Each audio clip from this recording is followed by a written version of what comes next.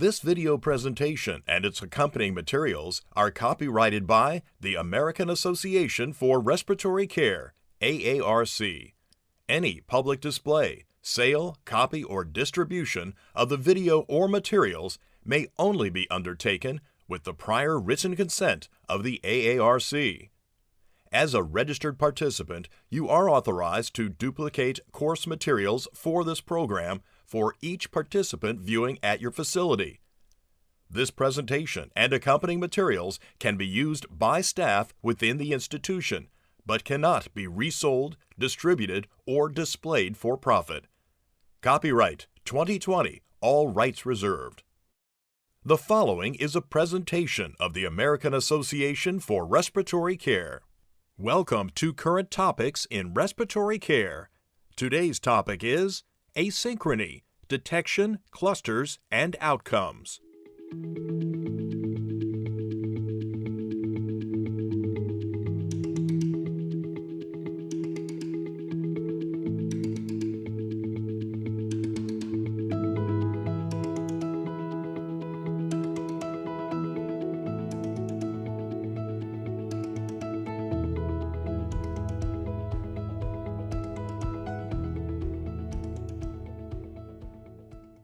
Brand names of products and/or medications may be mentioned only as examples of technology. Any use of brand names is not in any way meant to be an endorsement of a specific product, but to merely illustrate a point of emphasis and to provide information and education regarding the availability. First of all, I would like to thank, the organizers, the scientific committee of the American Association of Respiratory Care, to invite me here to give this, very prestigious lecture. I feel really honored, and during these minutes, what I will talk is about some more than a review on Asynchrony, on a strategic view on this field that, all of us are a little bit worried when we take care of patients under mechanical ventilation. My first slide deals a little bit with my conflict of interest. I am inventor of a software to detect and interpret asynchronies, and also I am founder, of a spin-off of my corporation. And I would like to start with people. Usually people goes at the end, but this is, my team, the people that I work with. Why cross disciplines? Because when I'm going to present to you without engineers, statisticians, data analytics, software engineering, I will not be here. Clinicians, neuropsychologists, nurses, and also respiratory therapists. This is the people that I work with, and without them, I will not be here giving this lecture. So, if we have some word that maybe, have value at the bedside is, due to these people that works with me. I use that slide for many years. This is a patient that suffers. A patient that is hooked on a mechanical ventilator, and this patient, as you will see here, has diaphoresis, nasal flaring, cyanosis tachypnea, hemodynamic instabilities using all the respiratory muscles. This patient has a poor patient-ventilator interaction. Okay? And we must take care of him because this patient is at risk of dyspnea, discomfort, delirium anxiety, lung injury, muscle injury, and maybe in some asynchronies, this can increase mortality. Perhaps not all of them. This is an open question that I would like to discuss with you. We know from papers that maybe if in the transition from control modes, in that case to more spontaneous modes like in this paper, from control to pressure support, and the patients present, some percentage of asynchronies here represented of more than 10% index of asynchronies, which is short cycling, prolonged cycling, double cycling, and ineffective efforts. This is associated with more days on mechanical ventilation, more tracheostomy, and prolonged mechanical ventilation. Then there is another paper talking that if we measure asynchronies in the first day on mechanical ventilation and we found an asynchrony or an ineffective effort index higher than 10%, this is associated with less ventilator-free days, more time even in the ICU. I mean, to that end, we worked for years, I mean, to have some kind of data throughout all mechanical ventilation period in my unit, and we came up with this research. This is more than 50 patients where we measure asynchronies from the day of intubation, the day of extubation, and as you will see here, asynchronies are always present. Why that? Because we interact with the machine. Our respiration is not monotonous, it's not homogeneous. So in some times when we need more air, less air, our respiratory rate is fast or is slow. Then we look at whether, I mean, there is a certain pattern of asynchronies, and we found that asynchronies are difficult to predict. Here, I mean, upper left, you have a patient that has majority asynchronies in the day 5, 6.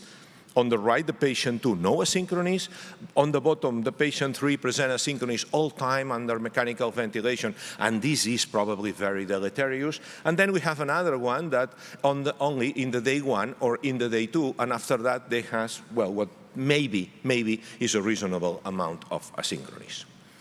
In that paper, we look at certain data on mortality, although that paper is not designed to study mortality and asynchronies. But what we found is that an index of asynchrony higher than 10% was associated with more ICU and hospital mortality, although we cannot, the paper is not designed, to tell that, and also we don't know if asynchronies may be associated in that case with outcome, or asynchronies are associated with the severity of the disease. Really worried about that. We use modern statistical analysis far beyond of the classical, in that case, statistics. And we use this Bayesian joint modeling, which takes into account prior information, and then, since asynchronies are longitudinal, takes into account everything. And we look at, in more than 100 patients, asynchronies and outcome on SOFA.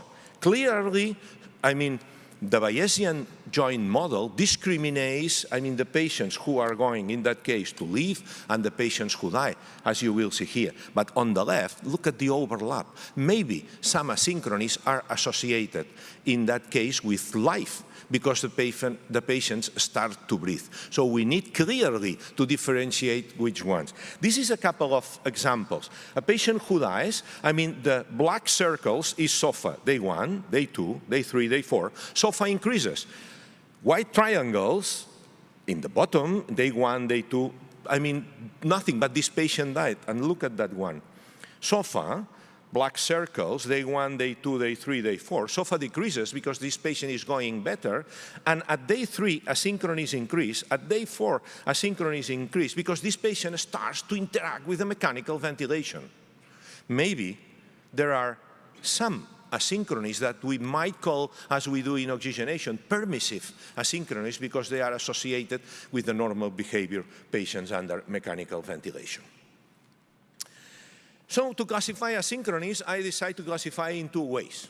The ones that they are associated with high respiratory drive or insufficient assistance, and the ones that they are associated with low respiratory drive and, in that case, over-assistance. Let's take a look at the first ones.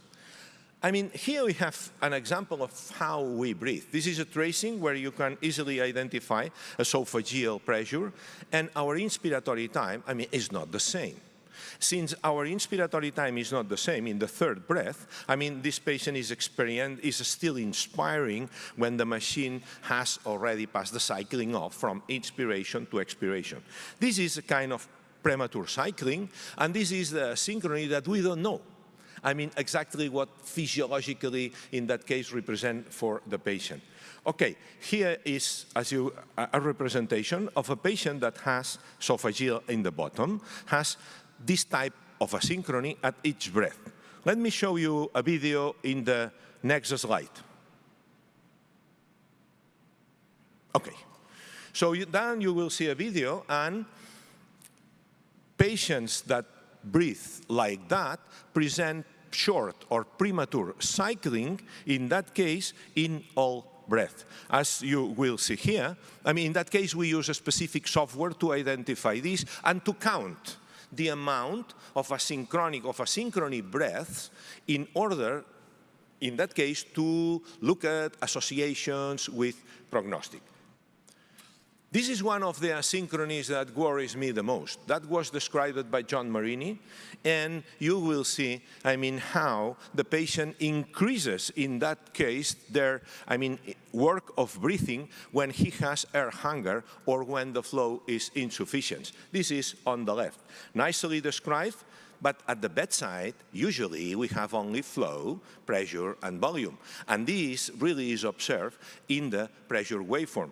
Look at the pressure tracings on the right. This patient is doing practically the total work of breathing. The ventilation is doing nothing because this patient has, a terrible inspiratory flow mismatch, and in that case, flow starvation. This is an important asynchrony that nobody has studied. If there is, any influence on outcome, and the patients in that situation maybe present dyspnea and maybe present air hunger that is projecting to the brain, maybe causing delirium, maybe causing cognitive impairment.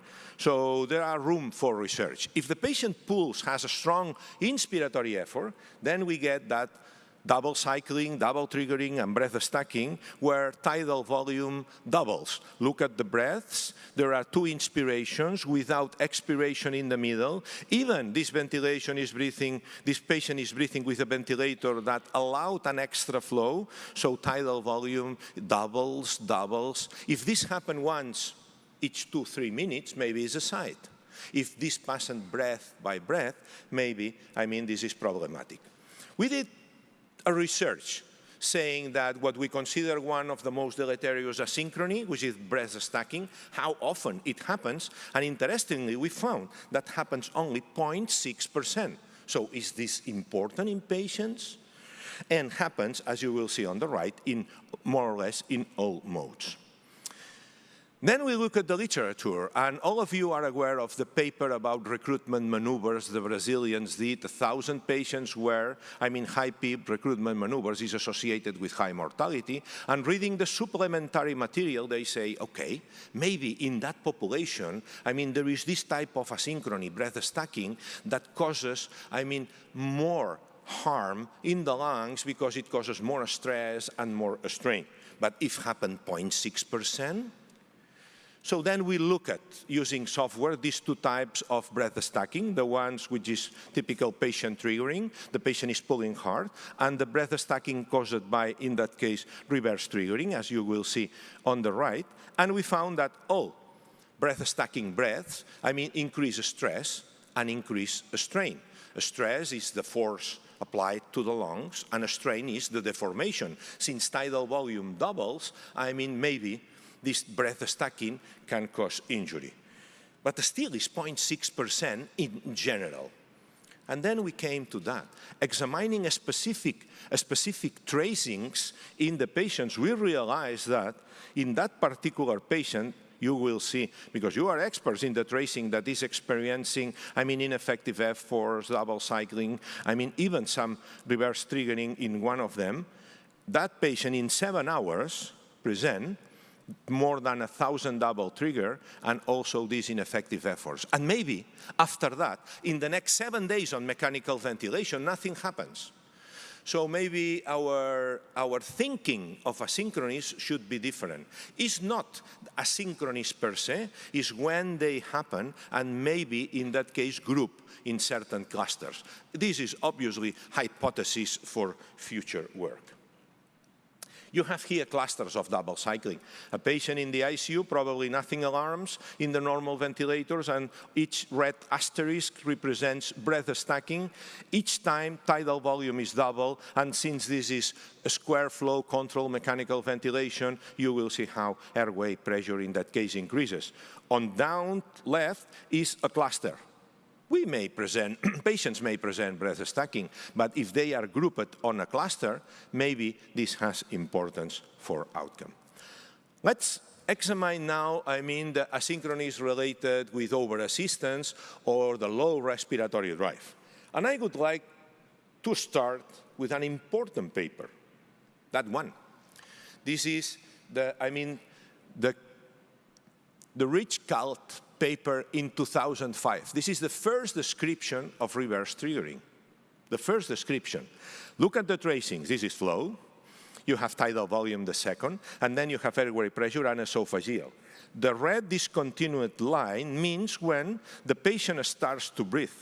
And the patient, do an inspiration far beyond the machine's inspiration. Khaled says, the waveform reflects a common observation during lung protective ventilation, where a ventilator-triggered breath stimulates the patient's spontaneous breathing effort. And this also gets an entrain. Because it is repeated breath by breath, because the patient entrains with the ventilator breath. This is the first description of reverse triggering. And now we know that maybe reverse triggering happens very, very often in our patients, not only in RADS, but only in general mechanically ventilated patients. This is the description of Akumianaki and Brochard in chest, where they characterize using also esophageal balloons that maybe here, the entrainment is 1 to 2, and the patient inspires in the middle of the ventilator insufflation. What happened?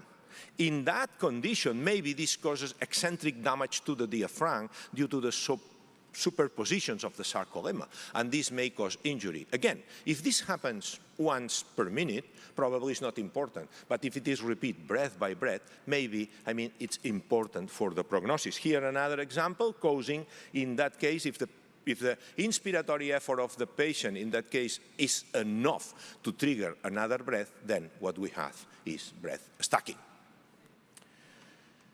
Can this cause injury? I took that research from the group of, Brochard and Kavana and Yoshida, because they measure, as you will see here, what's going on as lung stretch in the dependent part of the lung.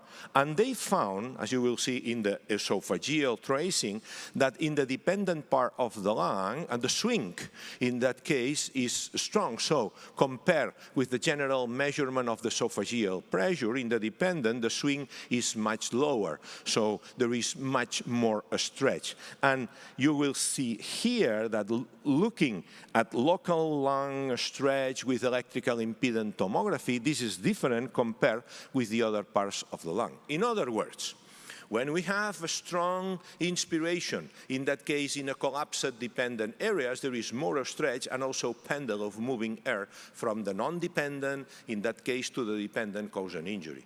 If we have entrainment, that let's say reverse triggering 1, 1, 1, 1, this type of injury may happen, at each breath. So again, video, please. This is a patient, not from the BEARS study, in my unit.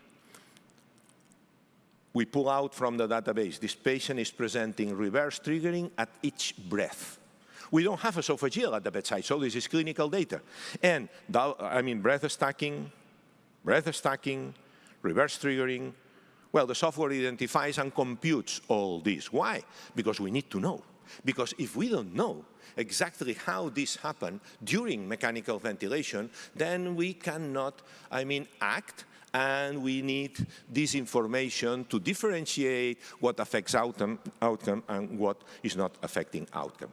Again, you have a specific tracing, again, on a patient that has reverse triggering, breath stacking, and in 12 hours, patient present almost 2,000 breath stacking and more than 6,000 reverse triggering. And as I said before, maybe that happened the day 1 or the day 2, and then this patient no more asynchronies, but do these have influence on outcome? We don't know. So this is a research question.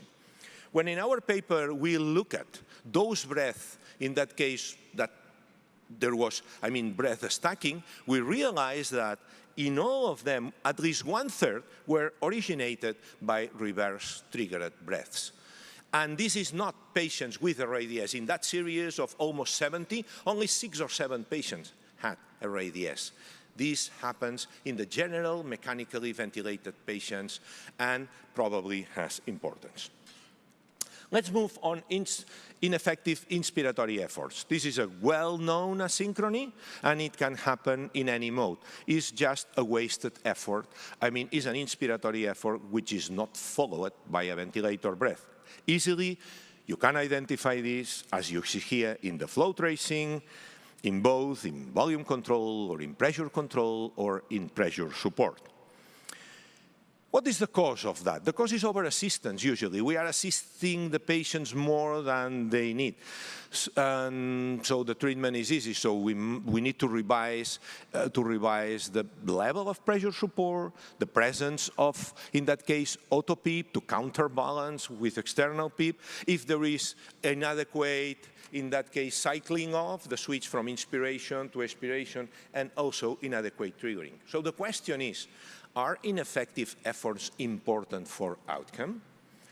And I would like to look at this very interesting paper from the group of Schmidt.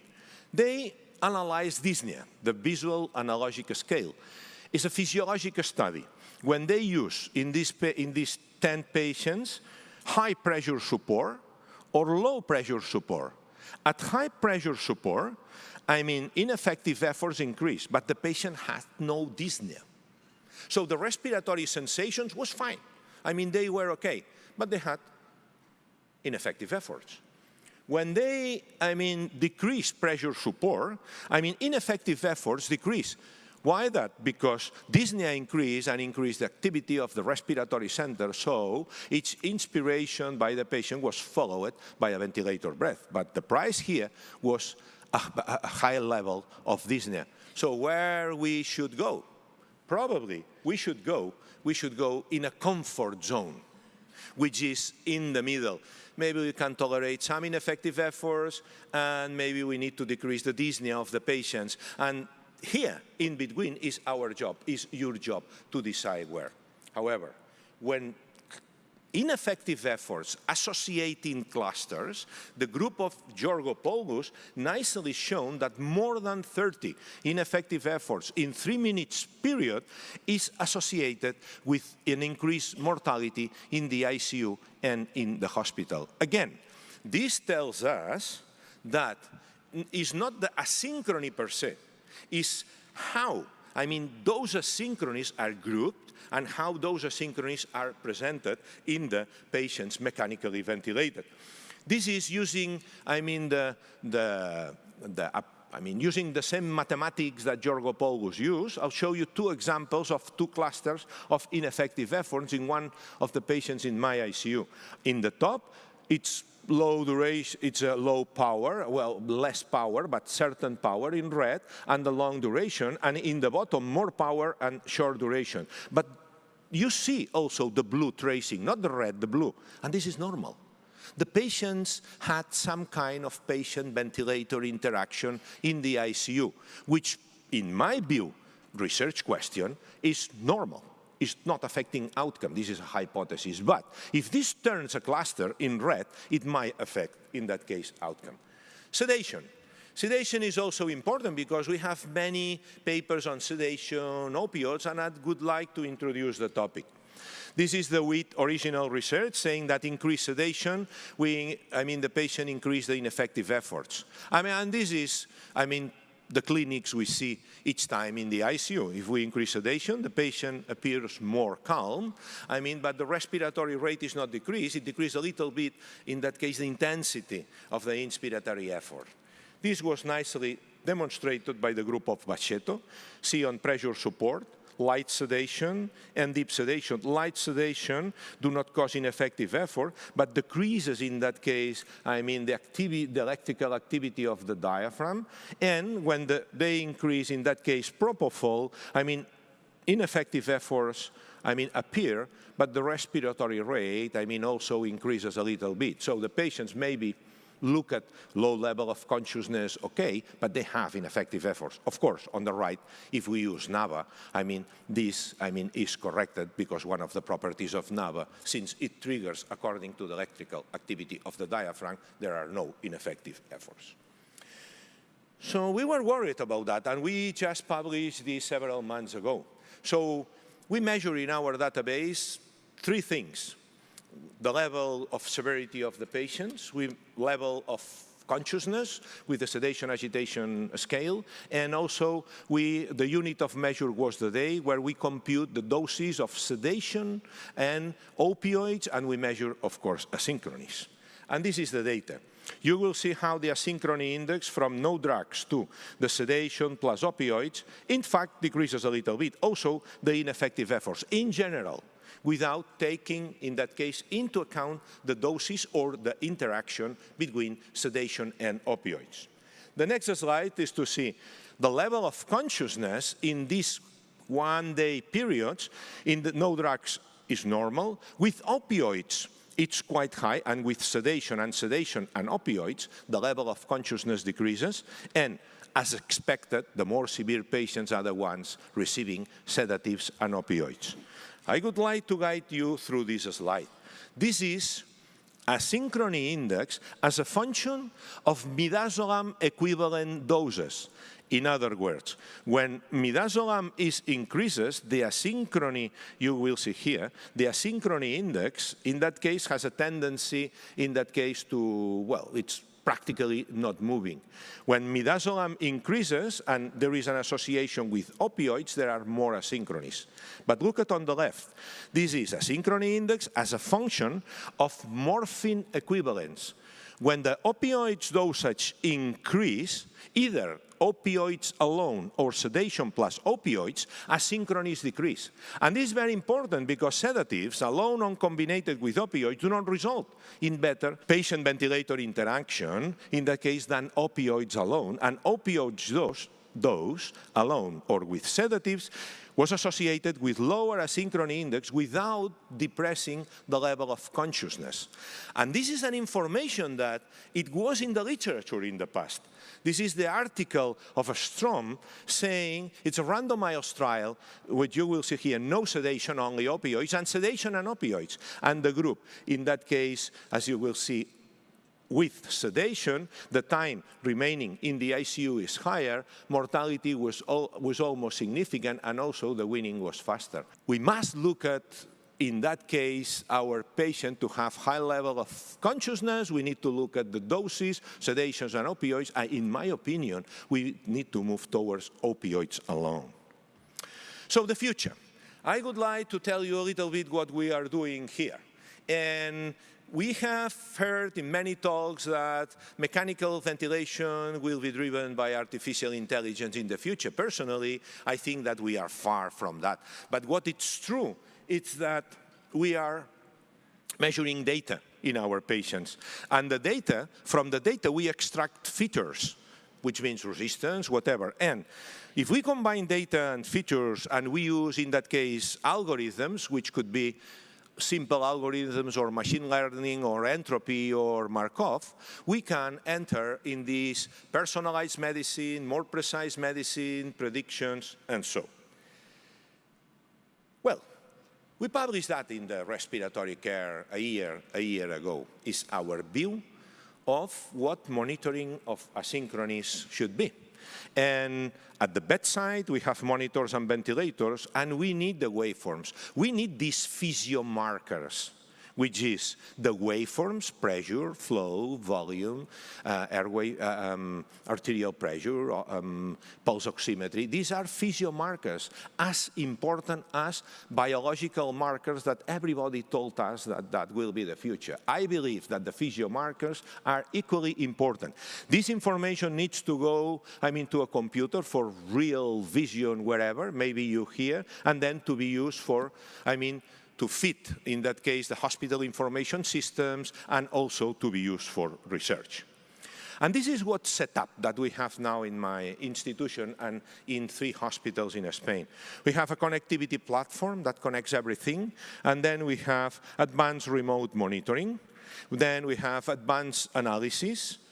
Also, we have a special software to extract data, and all this needs to go to the hospital information system, because the patient is not a patient in the ICU, in the operating theater. The patient is a continuum of information, and all of us need this information to do things properly on that patient. Now, this is the visors that we have. And this is installed in our ICU. We move to another concept. I don't know if it will be accepted by you or not, or by my people there, which is, instead of showing waveforms, we have some characterization of asynchronies, on if there is secretions or not. This is refreshed at 15 minutes. This is still research. We have finished now a before and after a study, saying before data screen and after the data screen. We teach people in the middle, and I'm not so sure about the results, whether people will use this or not. But in any way, all this is stored in the hospital information system. Again, so what we believe will be the future, some predictive analytics, advanced algorithms. A little bit of validation. I mean, this is very important. When you do things related with data, you need validation. I mean, this is a paper, as you will see here, that we validate the modes. We also validate, in that case, asynchronies. We validate reverse triggering. We validate ineffective efforts in 2 cohorts. That is very important because we need to store real data. Okay, look at the time. This is 12:00. This patient is experimenting breath stacking, flow asynchrony. This patient has a profound, I mean, bad patient-ventilator interaction, okay, at each breath. Nowadays, nothing is alarming in the ventilators, I mean, to tell about that. Okay, stop video. So we had the hypothesis that maybe we can predict what the patient, I mean, how will be the behavior of the patient in the next minutes. So we sit down with people that is able to predict in the stock market, is able to predict forecast using what they use Markov algorithms, which analyze, I mean, temporal series of data and so. And then we give to them our database of asynchronies. And interestingly, we discover 4 categories. The ones that, which is here, the Zeta 1, I mean, very nice patient-ventilator interaction. And Zeta 4 is the ones that they have very poor patient-ventilator interaction. So we are humans. And when the patient interacts poorly with the ventilator, what do we do?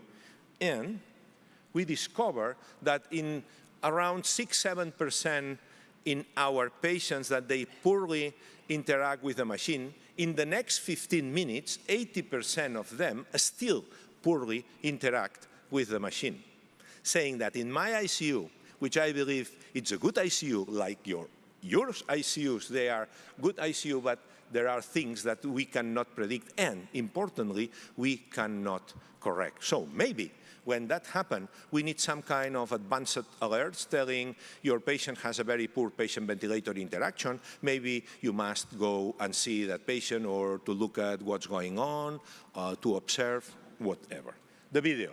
Now, this is 3 minutes after, okay?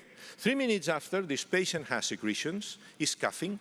I mean, okay, and all the algorithms are lost, because this is a profound, again, bad patient-ventilator interaction. And look at the situation here. I'll let you see the video, because soon something will happen.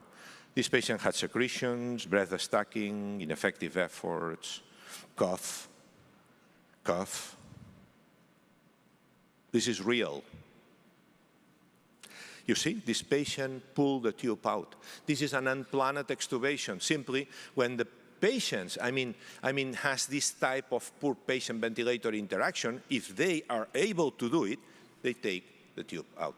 We were worried about that, and we look at if we can predict unplanned extubations. Looking at what? This is data that now soon it will be published. And we look at the patterns of variability of respiratory rate and on asynchronies. And here you have 3 examples using a kind of analytics of chaos, which is entropy. So computing. And we discovered that, with using these techniques, advanced techniques, that is far from my understanding, goes to the statistic, advanced analysis, computer people, we can predict in 70% the patients that they are going to take the tube out. And why this is important? Because we know that if a patient takes the tube out, in 40%, it will not be necessary to reintubate, and in 60%, yes.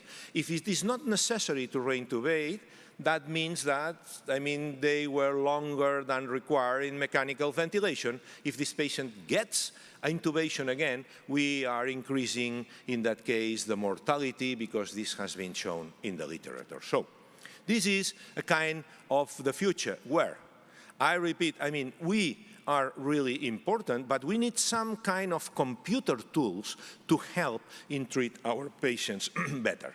The conclusions to my talk. Asynchronies are present during all period of mechanical ventilation and in all modes. Asynchronies are related with outcome or not, or only some. Open research questions nowadays.